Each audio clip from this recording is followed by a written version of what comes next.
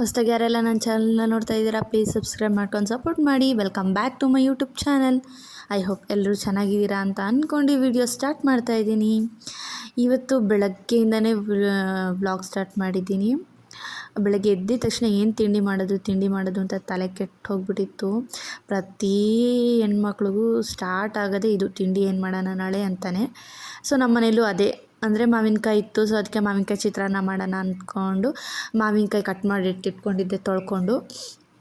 Actually ಹೇಳ್ಬೇಕಂದ್ರೆ ಜೀರಿಗೆ ಮತ್ತು ಸಾಸಿವೆ ಖಾಲಿಯಾಗಿದೆ ಅಂತ ಹೇಳ್ಬಾರ್ದು, ಬಟ್ ಆದರೆ ಇರಲಿಲ್ಲ. ಸೊ ಅದು ಪೌಡ್ರು ಇತ್ತು ಉಪ್ಪಿನಕಾಯಿಗೆ ಅಂತ ಮಾಡಿಟ್ಕೊಂಡಿದ್ದು, ಅದನ್ನೇ ಹಾಕಿದ್ರಾಯ್ತು ಅಂದ್ಬಿಟ್ಟು ಗೊಜ್ಜು ಮಾಡ್ತಾಯಿದ್ದೀನಿ. ಚಿತ್ರಾನ್ನದ ಗೊಜ್ಜು ಮಾಮೂಲಿ ಎಣ್ಣೆ, ಕಡಲೆಬೇಳೆ ಹಾಕ್ಬಿಟ್ಟು ಈರುಳ್ಳಿ, ಹಸಿರು ಮೆಣಸಿನ್ಕಾಯಿ, ಬೆಳ್ಳುಳ್ಳಿ, ಶುಂಠಿ ಇದ್ದರೆ ಶುಂಠಿ ಹಾಕ್ಕೋಬೋದು, ಇಲ್ಲಾಂದರೆ ಹಾಗೆ ಪರವಾಗಿಲ್ಲ. ಅದನ್ನೆಲ್ಲ ಸ್ವಲ್ಪ ಫ್ರೈ ಆದಮೇಲೆ ಜೀರಿಗೆ ಪುಡಿ ಮತ್ತು ಸಾಸಿವೆ ಪುಡಿ ಹಾಕಿ ಇದು ಕಾಯಿ ತುರ್ಕೊಂಡಿದ್ದೆ ಮಾವಿನಕಾಯಿ, ಅದನ್ನು ಹಾಕಿ ತೆಂಗಿನಕಾಯಿ ಇದ್ದರೆ ಹಾಕ್ಬೋದು, ಇಲ್ಲಾಂದರೆ ಪರವಾಗಿಲ್ಲ. ಇಷ್ಟೆಲ್ಲ ಹಾಕ್ಬಿಟ್ಟು ಚೆನ್ನಾಗಿ ಸುಧಾಯಿಸ್ಬಿಟ್ಟು ಎಷ್ಟು ಬೇಕೋ ಅಷ್ಟು ಗೊಜ್ಜು ಹಾಕ್ಕೊಂಡು ರೈಸ್ ಅದಕ್ಕೆ ಕಲಿಸ್ಕೊಂಡು ತಿಂದರೆ ಸೂಪರಾಗಿರುತ್ತೆ. ನಾನು ಕಲಿಸ್ಬಿಟ್ಟು ಬೆಳಗ್ಗೆ ಪ್ರಮೋದವ್ರಿಗೆ ಬಾಕ್ಸ್ಗೆ ಹಾಕಿ ಕೊಟ್ಟು ಕಳಿಸ್ದೆ. ಆಮೇಲೆ ಅಮ್ಮನ ಮನೆಯಿಂದ ಜಾಮೂನ್ ಪ್ಯಾಕೆಟ್ ತೊಗೊಂಡು ಬಂದಿದ್ನಲ್ಲ ಒಂದು, ಅದು ಬ್ಯಾಗಲ್ಲೇ ಉಳ್ಕೊಂಬಿಟ್ಟಿತ್ತು. ಅದು ಸಹ ಎತ್ತಿಟ್ಟೆ ಬಾಕ್ಸ್ ಒಳಗೆ, ಯಾವಾಗಾದ್ರೂ ಮಾಡಿದ್ರಾಗುತ್ತೆ ಅಂದ್ಬಿಟ್ಟು. ಮತ್ತು ತಿಂಡಿ ಪಾಪು ಹೊಟ್ಟೆ ಸಿತ್ತಿದೆ ಅಂತ ಅಂದ. ಸೊ ಅದಕ್ಕೆ ಅವನಿಗೂ ಹಾಕ್ಕೊಟ್ಟೆ. ಫಸ್ಟು ನಮ್ಮಲ್ಲಿ ಸ್ಟಾರ್ಟ್ ಆಗೋದು ಎಲ್ಲ ಸ್ವಿಚ್ಗಳು ಆನ್ ಮಾಡಿಬಿಟ್ಟು ಹೊರಟೋಗ್ಬಿಟ್ಟಿರ್ತಾರೆ. ರಗ್ಗು ಸಹ ಎಲ್ಲ ಹಂಗೆ ಇರುತ್ತೆ, ಹಂಗೆ ಬಿಟ್ಟೋಗಿರ್ತಾರೆ. ನಾನು ಸಹ ಎದ್ದಿದ ತಕ್ಷಣ ತಿಂಡಿ ಮಾಡಬೇಕಲ್ಲ ಅಂದ್ಬಿಟ್ಟೆಲ್ಲ ಹಂಗೆ ಬಿಟ್ಟು ಹೊರಟೋಗಿರ್ತೀನಿ. ಆಮೇಲೆ ಅವ್ರು ಕೆಲ್ಸಕ್ಕೆ ಹೋದ್ಮೇಲೆ ಒಂದೊಂದೇ ಎಲ್ಲ ಸ್ವಿಚ್ಗಳನ್ನೆಲ್ಲ ಆಫ್ ಮಾಡಿಕೊಂಡು ಹಾಸಿಗೆ ಎಲ್ಲ ಮಡಚ್ಕೊಂಡು, ನಾನು ದಿಂಬಿಗೆ ಕವರ್ ಇರಲಿಲ್ಲ. ಸೊ ಅದಕ್ಕೆ ಪ್ರಮೋದವ್ರದ್ದು ಟಿ ಶರ್ಟ್ಗಳು ಹಾಕಿದ್ದೆ. ನಾನು ತೊಗೊಂಡ್ಬಂದು ಕೊಡಿ ಅಂತ ಹೇಳ್ತಾನೆ ಇದ್ದೆ, ಬಟ್ ಅವ್ರು ತೊಗೊಂಡ್ಬಂದು ಕೊಟ್ಟಿಲ್ವಲ್ಲ. ಸೊ ಅದಕ್ಕೆ ಅವ್ರದ್ದೇ ಟಿ ಶರ್ಟ್ ಹಾಕ್ಬಿಟ್ಟಿದ್ದೀನಿ. ಅದಾದಮೇಲೆ ಪಾಪುದು ಟಾಯ್ಲೆಟ್ ಮಾಡಿರೋ ರಗ್ಗು ಏನಾದರೂ ಇದ್ದರೆ ಸ್ಮೆಲ್ ಬರೋದೆಲ್ಲ ತೆಗ್ದು ಹಾಕ್ಕೊಂಡಿದ್ದೆ, ಒಗೆದ್ರಾಯ್ತು ಅಂತ. ಆಮೇಲೆ ಕಿಟಕಿಗಳ್ನೆಲ್ಲ ಓಪನ್ ಮಾಡಿಕೊಂಡ್ರೆ, ಯಾಕೆಂದರೆ ಈಗ ಬೇಸಿಗೆಗಾಲ, ಕಿಟಕಿ ಕ್ಲೋಸ್ ಆಗಿದ್ರಂತೂ ಸಿಕ್ಕಾಪಟ್ಟೆ ಸ್ಮೆಲ್ ಬರುತ್ತೆ. ಸೊ ಅದಕ್ಕೋಸ್ಕರ ಎಲ್ಲ ಕಿಟಕಿಗಳ್ನೂ ಓಪನ್ ಮಾಡಿರ್ತೀನಿ. ರೂಮಲ್ಲಿ, ನಡುಮನೆಯಲ್ಲಿ, ಕಿಚನಲ್ಲಿ ಎಲ್ಲ ಕಿಟಕಿಗಳು, ಡೋರು ಸಹ ಸೊಳ್ಳೆ ಪದ್ರದ ಹಾಕಿದ್ದೀನಲ್ಲ, ಸೊ ಅದು ಸಹ ಸೈಡಿಗೆ ಸಿಕ್ಸಿರ್ತೀನಿ, ಯಾಕಂದರೆ ಗಾಳಿ ಆಡಲಿ ಅಂತ. ಅಂದರೆ ಪಾಪು ಎದ್ದಿರಬೇಕಾದ್ರೆ ಡೋರ್ ಹಾಕಿರ್ತೀನಿ, ಓಡೋಗ್ತಾನೆ. ಈಚೆಗಡೆ ಮಣ್ಣಲ್ವ, ಸಗಣಿ ಬೊಗಡ ಹಾಕಿರ್ತೀವಿ, ಮಣ್ಣು ತಿನ್ಬಿಡ್ತಾನೆ ಅನ್ನೋ ಭಯಕ್ಕೆ. ಅದಾದಮೇಲೆ ಎಲ್ಲ ಕ್ಲೀನಾಗಿ, ಯಾಕಂದರೆ 3-4 ದಿನ ಮನೇಲಿ ಇರಲಿಲ್ವಲ್ಲ, ಸ್ವಲ್ಪ ಧೂಳು ಹಿಡ್ದಂಗಾಗಿತ್ತು. ಎಲ್ಲ ಕಿಟಕಿ ಧೂಳುಗಳು ಮತ್ತು ಬಾಗಿಲು ಹಿಂದೆಗಡೆ ಎಲ್ಲ ಕ್ಲೀನಾಗಿ ಕೊಡುಕೊಂಡು ಒಂದು ಕಡೆಯಿಂದ ಕ್ಲೀನಾಗಿ ಕಸ ಗುಡಿಸ್ಕೊಂಡು ಬರ್ತಿದ್ದೆ. ನನ್ನ ಮಗ ಬಿಡ್ತಿರ್ಲಿಲ್ಲ, ನಾನು ಗುಡಿಸ್ತೀನಿ ಅಂತಿದ್ದ. ಅವನನ್ನು ರೂಮ್ ಒಳಗೆ ಕಳಿಸ್ಬಿಟ್ಟು ಚಿಕ್ಕವನ್ನ ಮತ್ತು ದೊಡ್ಡವನ್ನ ನಾನು ಎಲ್ಲ ಕ್ಲೀನ್ ಮಾಡ್ಕೊತಾ ಇದ್ದೆ. ಒಂದು ಕಡೆಯಿಂದ ಕಸ ಗುಡಿಸ್ಕೊಂಡು ಬಂದ್ರೇ ನನಗೆ ಅರ್ಧ ಸಮಾಧಾನ. ಅಂದರೆ ಡೈಲಿ ಗುಡಿಸೋದಕ್ಕಿಂತ ನಾನು ಮನೇಲಿ ಇರಲಿಲ್ವಲ್ಲ, ಅದಕ್ಕೆ ಸ್ವಲ್ಪ ಧೂಳು ಜಾಸ್ತಿ ಆಗಿತ್ತು. ಸೊ ಅದಕ್ಕೋಸ್ಕರ ಎಲ್ಲ ಕ್ಲೀನಾಗಿ ಕೊಡ್ಕೊತಾ ಇದ್ದೆ. ಇಷ್ಟೆಲ್ಲ ಮಾಡೋ ಅಷ್ಟೊತ್ತಿಗೆ ಸಾಕಾಗೋಗುತ್ತೆ. ತಿಂಡಿ ತಿನ್ನಬೇಕು ಅಂದರೆ ಒಂದು 9:30-10 ಗಂಟೆ ಆಗೋಗಿರುತ್ತೆ. ಇಲ್ಲ ಅದಕ್ಕಿಂತ ಲೇಟಾಗಿ ತಿನ್ನೋರು ಇರ್ತಾರೆ, ಬಟ್ ಆದರೆ ನನಗೆ ಸ್ವಲ್ಪ 9 ಗಂಟೆ ಅಷ್ಟೊತ್ತಿಗೆಲ್ಲ ತಿಂಡಿ ತಿಂದ್ಬಿಡಬೇಕು. ಲೇಟ್ ಆದರೆ ಒಂಥರ ತಡ್ಕೊಳಕ್ಕಾಗಲ್ಲ. ಆಮೇಲೆ ನೀರು ಬೇರೆ ಖಾಲಿಯಾಗಿತ್ತು, ಅದು ಸಹ ಎಲ್ಲ ಕ್ಲೀನಾಗಿ ಡ್ರಮ್ಮು ಮತ್ತು ಬಿಂದಿಗೆ ಎಲ್ಲ ತೊಳೆದು ನೀರು ಕುಡಿಯೋಕ್ಕೆ ಅಂತ ಎಲ್ಲ ಹಿಡ್ಕೊಂಡು ಬಂದು ಎತ್ತಿಡ್ತಾಯಿದ್ದೆ. ಅಡುಗೆಗೆ ತಿಂಡಿಗೆಲ್ಲ ಅದನ್ನೇ ಬಳಸೋದು ನಾವು. ಅದನ್ನು ಡ್ರಮ್ಮಲ್ಲಿ ಇಟ್ಕೊಂಡ್ಬಿಡ್ತೀನಿ ಕುಡಿಯೋಕ್ಕೆ, ಅಡುಗೆಗೆ ಬಿಂದಿಗೆಯಲ್ಲಿ ಇಟ್ಕೊತೀನಿ. ದಿನ ಬಿಟ್ಟು ದಿನ ಚೇಂಜ್ ಮಾಡ್ತಾಯಿರ್ತೀನಿ ನೀರ. ನನ್ನ ಮಕ್ಕಳಿಬ್ರು ಹೆಲ್ಪ್ ಮಾಡೋಕ್ಕೆ ಓಡಿ ಬರ್ತಾರೆ. ನನ್ನ ಮಗ ನಾನು ಹಿಡ್ಕೊತೀನಿ ಅಂತ ಅಂತಿದ್ದ. ಆಮೇಲೆ ಮೇಲೆ ಕೆತ್ತಕ್ಕೆ ಹೆಲ್ಪ್ ಮಾಡ್ತೀನಿ ಅಂತ ಅಂದ್ಬಿಟ್ಟು ಸುಮ್ಮನೆ ಸೈಡಲ್ಲಿ ಇಟ್ಕೊಂಡಿದ್ದ ಅಷ್ಟೇ, ನಾನೇ ಎತ್ತಿಟ್ಟಿದ್ದು. ಆದರೂ ಹೆಲ್ಪ್ ಮಾಡೋಕ್ಕೆಲ್ಲ ಬರ್ತಾನೆ ಮುಂದೆ. ನನ್ನ ಮಗ ನೋಡ್ತಾ ಇದ್ದಾನೆ ಚಿಕ್ಕವನು, ಒಂದು ಕ್ಯಾಮ್ರಾ ಎಲ್ಲಿದ್ದರೂ ಎಳಿಯೋಕೆ ಕೊಡೋಗ್ತಾನೆ. ಎಲ್ಲ ಕೆಲಸಗಳಾದಮೇಲೆ ಮುಖ ತೊಳ್ಕೊಂಡು ಬಂದು ತಿಂಡಿ ತಿನ್ನೋಣ ಅಂತ ದೇವರಿಗೆ ನನಗೆ ವಿಭೂತಿ ಇಟ್ಕೊಂಡು ಪಾಪುಗೂ ಮತ್ತು ಚಿರುಗೂ ಇಟ್ಟು ದೇವ್ರಿಗೆ ಕೈ ಮುಗಿದು ಫಸ್ಟು ತಿಂಡಿ ತಿನ್ನಬೇಕು ಅಂತ ಅಂದ್ಬಿಟ್ಟು ಅಡುಗೆ ಮನೆಗೆ ಹೋದೆ. ಅಂದರೆ ನಾನು ತಪ್ಪಲೆಲ್ಲಿ ಬಸಿಯೋದು ಅನ್ನನ ಚೆನ್ನಾಗಾಗುತ್ತೆ ಅಂತ ಅಂದ್ಬಿಟ್ಟು. ಕುಕ್ಕರ್ ಆ್ಯಕ್ಚುಲಿ ಕೆಟ್ಟೋಗಿತ್ತು, ಸೊ ಅದಕ್ಕೆ ಬಸಿತಾ ಇದ್ದೀನಿ. ಮತ್ತು ಇವತ್ತು ನಾವು ಗ್ರಾಮದಮ್ಮನ ಜಾತ್ರೆ ಮಾಡಿದ್ವಿ, ಅದರ ತಿಂಗಳದು ಜಾತ್ರೆ ಇತ್ತು. ಜಾತ್ರೆ ಏನಕ್ಕೆ ಮಾಡ್ತಾರೆ ಅಂದರೆ ಗ್ರಾಮದಮ್ಮನಿಗೆ ಒಳ್ಳೇದಾಗಲಿ ಅಂತ. ಗ್ರಾಮದಮ್ಮನಿಗೆ ಒಳ್ಳೇದಾಗಲಿ ಅಂತಲ್ಲ, ದೇವರು ನಮಗೆ ಒಳ್ಳೇದು ಮಾಡಲಿ ಅಂತ. ದೇವರು ನಮಗೂ ಒಳ್ಳೇದು ಮಾಡ್ತದೆ, ಅದಕ್ಕೂ ಒಳ್ಳೇದು ಮಾಡ್ಬೇಕು ನಾವು. ಅದು ನಮಗೆ ಒಳ್ಳೇದು ಮಾಡ್ತೈತೆ, ನಾವು ಅದಕ್ಕೆ ಒಳ್ಳೇದು ಮಾಡಬೇಕು. ಇವಾಗ ಇಲ್ಲಾಂದ್ರೆ ಅದು ನನಗೆ ಒಳ್ಳೇದು ಮಾಡಲಿಲ್ಲ ಅಂದ್ರೆ ನಾವು ಅದಕ್ಕೆ ಒಳ್ಳೇದು ಮಾಡಬೇಕು. ಅದು ಮಾಡಲಿಲ್ಲ ಅಂದ್ರೆ ನಾವು ಮಾಡ್ಬೇಕಲ್ಲ, ಅದಕ್ಕೇನೆ ನಾವು ಮಾಡಬೇಕು, ದೇವ್ರು ಮಾಡ್ತೈತೆ. Oh my God. ಇನ್ನೊಂದ್ಸಲ ಹೇಳಿ, ಏನು ಹೇಳಿದೆ? ಶೇರ್ ಮಾಡಿ, ಲೈಕ್ ಮಾಡಿ, ಇಷ್ಟ ಆದರೆ ಲಾಕ್ ಮಾಡಿ. ನಾನು ಸಹ ಗೊಜ್ಜು ಎಷ್ಟು ಬೇಕೋ ಅಷ್ಟು ಹಾಕ್ಕೊಂಡು ಸ್ವಲ್ಪ ಖಾರ ಕಡಿಮೆನೆ ಅನ್ನ ಕಲಿಸ್ಕೊಂಡು ತಟ್ಟೆಗೆ ಹಾಕ್ಕೊಂಡು ಉಪ್ಪಿನಕಾಯಿ ಇತ್ತು ನನಗೆ. ಉಪ್ಪಿಟ್ಟಿಗೆ, ಅವಲಕ್ಕಿ ಉಪ್ಪಿಟ್ಟಿಗೆ, ಚಿತ್ರಾನ್ನಕ್ಕೆ ಇದಕ್ಕೆಲ್ಲ ಉಪ್ಪಿನಕಾಯಿ ಇದ್ದರೆ ತುಂಬ ಇಷ್ಟ ಆಗುತ್ತೆ ತಿನ್ನೋಕ್ಕೆ. ಅದಕ್ಕೆ ಉಪ್ಪಿನಕಾಯಿ ಹಾಕ್ಕೊಂಡು ತಿಂತೀನಿ. ತಿಂಡಿ ಎಲ್ಲ ತಿಂದಿನ್ನೇನು ಕೈ ತೊಳ್ಕೊಬೇಕು ಅನ್ನೋ ಟೈಮಿಗೆ ಕರೆಕ್ಟಾಗಿ ನನ್ನ ಮಗ ಪ್ರಸಾದ ಇಟ್ಟಿದ್ದ, ಚಿಕ್ಕವನು. ಮತ್ತು ಅದನ್ನೆಲ್ಲ ಕ್ಲೀನ್ ಮಾಡಿ ಮನೆ ಹತ್ರ ಕುಂಬಳಕಾಯಿ ಬಿಟ್ಟಿತ್ತು, ಅದನ್ನು ಹಂಗೆ ಕಿತ್ಕೊತಾ ಇದ್ದೆ. ಸ್ವಲ್ಪ ಅದು ಯಾಕೋ ಉಳ್ಕಾದಂಗೆ ಆಗಿಬಿಟ್ಟಿತ್ತು, ನೋಡೇ ಇರಲಿಲ್ಲ, ಅದು ಪೈಪ್ ಸಂದಿ ಒಳಗೆ ಸೇರ್ಕೊಂಡ್ಬಿಟ್ಟಿತ್ತು.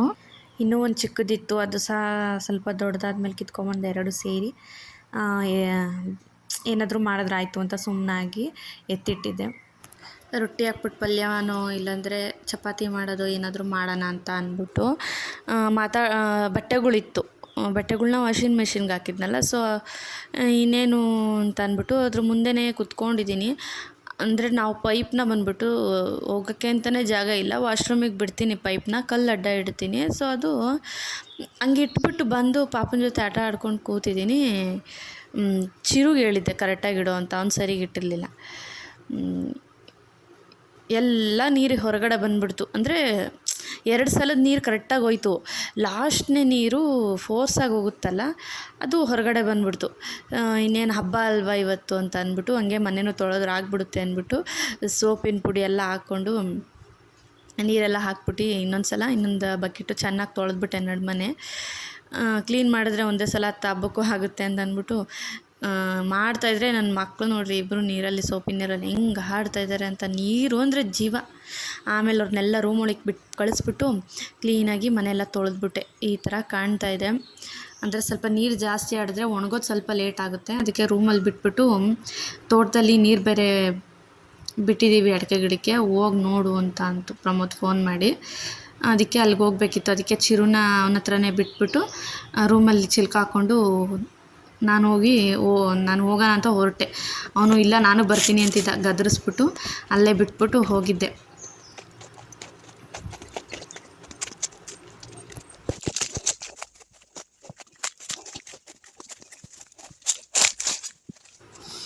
ಅಲ್ಲೂ ಒಂದು ಕುಂಬಳ ಗಿಡ ಬಿಟ್ಟೈತೆ, ಬಟ್ ಇನ್ನೂ ಹೂ ಏನು ಬಿಟ್ಟಿಲ್ಲ, ಬರೀ ಹಾಗೆ ಬಳ್ಳಿ ಥರ ಹಬ್ಕೊಂಡೈತೆ. ಆಮೇಲೆ ನೋಡಿದ್ರೆ ನಾನು ಹೋಗಿದ ತಕ್ಷಣ ಕರೆಂಟ್ ಹೋಗ್ಬಿಟ್ಟೈತೆ.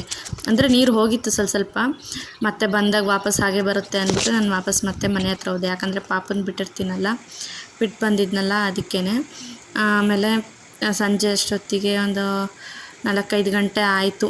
ಮತ್ತು ಜಲ್ದಿ ಆ ಮನೆ ಹತ್ರ ಹೋಗ್ಬೇಕು. ಅವರೆಲ್ಲ ರೆಡಿ ಮಾಡ್ಕೊಂಡಿರ್ತೀನಿ, ನೀನು ಪಾಪನ್ನ ರೆಡಿ ಮಾಡಿಸ್ಕೊಂಡು ನೀನು ರೆಡಿ ಆಗಿಬಿಟ್ಟು ಬಾ ಅಂತ ಅಂದಿದ್ರು. ಅದಕ್ಕೆ ಬೇಗ ಸ್ನಾನ ಮಾಡಿಕೊಂಡು ನಾನು ಸ್ನಾನ ಮಾಡಿಕೊಂಡ್ರೆ ಆಮೇಲೆ ಅವರಿಬ್ರು ಮಾಡ್ಸೋಕ್ಕೆ ಸರೋಗುತ್ತೆ. ಅವರಿಬ್ಬರು ಮಲಿಕೊಂಡಿದ್ರು ರೂಮಲ್ಲಿ. ಹಾಗೇ ಅವ್ರು ಮಲಿಕೊಂಡಿದ್ದಾಗ ಎಲ್ಲ ಕೆಲಸ ಮಾಡೋದು ಬೆಸ್ಟು ಅಂತ ಅಂದ್ಬಿಟ್ಟು ಬೇಗ ರೆಡಿ ಆಗ್ತಾಯಿದ್ದೆ. ಮತ್ತು ಮಳೆನೂ ಸಹ ಸಖತ್ತಾಗಿ ಬಂತು.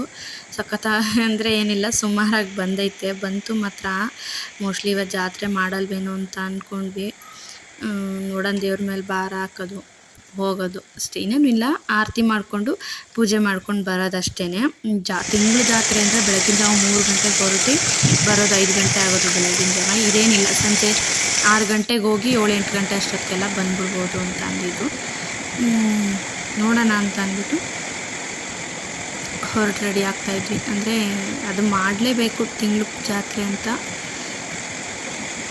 ನಾನೇನಿಲ್ಲ, ಇಲ್ಲಿಂದ ರೆಡಿಯಾಗಿ ಹೊರಡೋದಷ್ಟೇ ಅಲ್ವಾ ಅಂದ್ಬಿಟ್ಟು ಹೊರಡ್ತಾ ಇದ್ದೆ. ಅವರೆಲ್ಲ ನಮ್ಮ ಅತ್ತೆಯಲ್ಲಿ ಹಳೆ ಮನೆ ಹತ್ರ ಎಲ್ಲ ಮಾಡ್ಕೊತ ಅವನು ಎದ್ಮೇಲೆ ಕಣ್ಣಿಗೆ ಡ್ರಾಪ್ಸ್ ಹಾಕಿ ನಾನು ಫಸ್ಟು ರೆಡಿ ಆಗಿಬಿಟ್ಟಿದ್ದೆ. ಆಮೇಲೆ ಅವನಿಗೆ ಸ್ನಾನ ಮಾಡಿಸಿ ಅವನಿಗೂ ಸಹ ರೆಡಿ ಮಾಡಿ ಚಿರುಗೂ ಸಹ ರೆಡಿ ಮಾಡಿ ಆ ಮನೆ ಹತ್ರ ಹೋಗೋಣ ಅಂತ ಹೊರಟಿದ್ವಿ ಎಲ್ಲರೂ.